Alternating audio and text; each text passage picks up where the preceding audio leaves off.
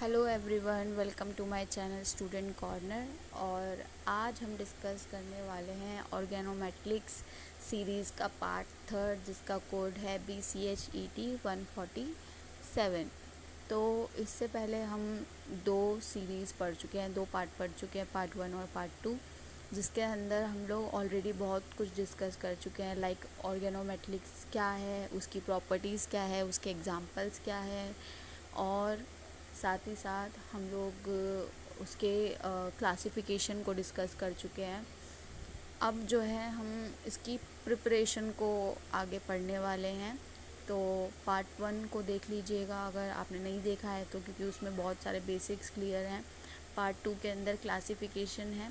दोनों के नोट्स उनके डिस्क्रिप्शन में दिए हुए हैं। मैं इस वीडियो के बाद इसके डिस्क्रिप्शन में पार्ट 1 और पार्ट 2 का लिंक भी डाल दूँगी, और साथ ही साथ जो नोट्स हैं वो भी आप डाउनलोड कर सकते हो। अब चलिए स्टार्ट करते हैं। Preparation of organic compounds. तो जो हमारी प्रिपरेशन है वो 3 टाइप के मेन रिएक्शन में डिस्क्राइब है। पहला जो है द डायरेक्ट रिएक्शन, दूसरा है मेटाथेसिस, और तीसरा है हाइड्रोमेटालेशन। बस इस स्लाइड में हम इन तीनों को ही डिस्कस करने वाले हैं, बहुत शॉर्ट में, बहुत जल्दी से आप समझ जाओगे। तो फर्स्ट क्या है इसके अंदर, the direct reaction is defined as the oxidative addition of organic halide to metal. इसमें क्या होता है, ऑक्सीडेटिव एडिशन है ऑर्गेनिक हैलाइड का, किसके साथ, मेटल के साथ। हमने वो पहले ही बॉन्ड्स पढ़े हुए हैं, एटम्स पढ़े हुए हैं। तो जो मेटल पार्ट है उसका क्या है, ऑर्गेनिक हैलाइड के साथ ऑक्सीडेटिव एडिशन होता है इसके अंदर। ये एक क्रूशियल रिएक्शन है जिसमें मतलब most of the time organometric chemistry में यही यूज़ होता है। When a metal is monovalent. Monovalent का मतलब क्या है, जो भी मेटल है उसकी वैलेंसी एक होगी, अगर मतलब लास्ट सबशेल में उसके एक एटम प्रेजेंट है, एक इलेक्ट्रॉन प्रेजेंट है, तो वो मोनोवैलेंट कहलाता है। जैसे कि लिथियम हो गया, it produces an equal quantity of metal halide. अगर कोई भी मेटल हमारा मोनोवैलेंट है तो वो equal quantity of metal halide produce करेगा। Among the group second metal, मतलब जो भी हमारे आपने पीरियोडिक टेबल्स में ग्रुप सेकेंड एलिमेंट्स पढ़े होंगे, उसमें जो लिथियम है वो मोस्ट वैल्यूएबल ऑर्गेनिक कंपाउंड है। In the laboratory a hydrocarbon और diethyl ether is use as a reaction medium. तो इसके अंदर द डायरेक्ट रिएक्शन के अंदर हम लोग क्या करते हैं, जो हमारा डाई इथाइल ईथर है इसको as a reaction medium use करते हैं। The reaction is faster in ether but the reagent attacks the solvent.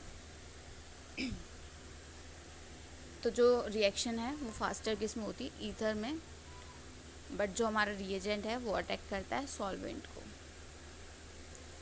अब हम सेकंड पढ़ने जा रहे हैं। फर्स्ट हम डिस्कस कर चुके हैं द डायरेक्ट रिएक्शन। अगर आपसे क्वेश्चन में पूछा जाता है प्रिपरेशन ऑफ ऑर्गेनिक कंपाउंड्स के, आपको सिर्फ मेथड्स लिखना है तो आप सिर्फ मेथड्स के नाम लिखिए।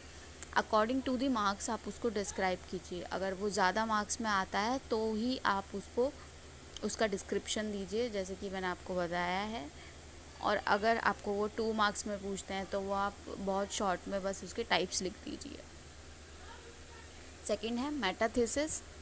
मेटाथेसिस में क्या होता है, metathesis of an organometric molecule, like एक मेटल के साथ एक और एलिमेंट जुड़ा हुआ है, Mr, and a binary halide EX is a common synthesis method in organometric chemistry.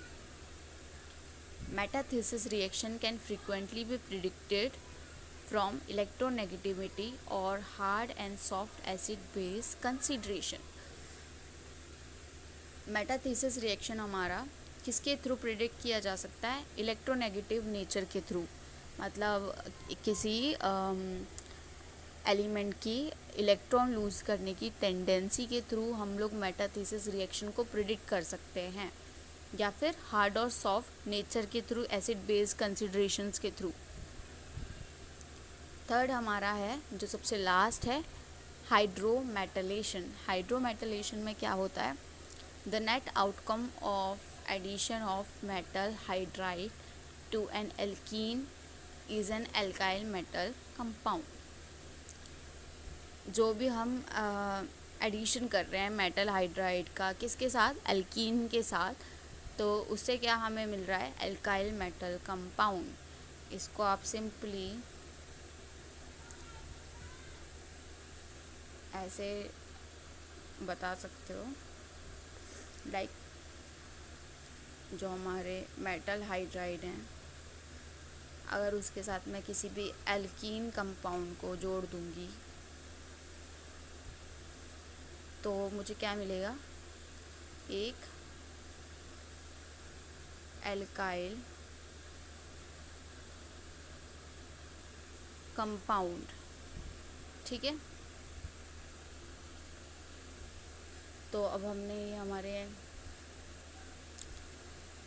तीनों रिएक्शंस डिस्कस कर लिए हैं।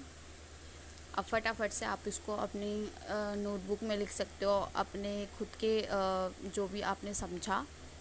और अगर आपको कोई भी कन्फ्यूजन होती है तो आप कमेंट सेक्शन में लिख सकते हो, या फिर आप चाहते हो कि किसी और टॉपिक पे वीडियो बनाई जाए जो भी आपके एग्ज़ाम से रिलेटेड आपको कन्फ्यूजन लग रही है, तो वो आप हमें कमेंट सेक्शन में बता सकते हो। आप जल्दी से आप लाइक कर दीजिए, सब्सक्राइब कर दीजिए और मेरी वीडियो को शेयर कीजिए अपने फ्रेंड्स के साथ जिनको आप चाहते हो कि ये टॉपिक उनको भी क्लियर नहीं है तो वो भी समझ सकें और उन्हें भी ये नोट्स मिल सकें, तो आप शेयर कर सकते हो। Thank you.